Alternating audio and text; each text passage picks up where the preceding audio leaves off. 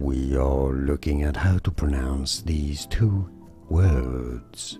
They look similar, their meanings are related, let's say, but they have different meanings and they are, most importantly, pronounced differently.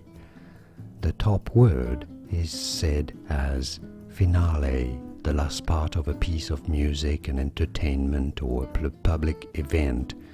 The finale, the end of it, where it gets really even more intense and more exciting as a grand finale, for example.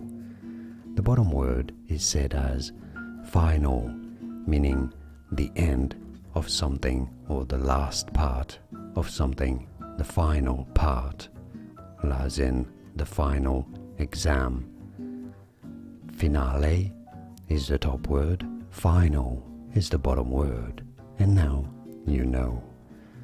Like this video if you found it useful, it helps me immensely. Let me know in the comments if it was useful or not, and more videos for you here to learn more correct pronunciations. Thanks for watching.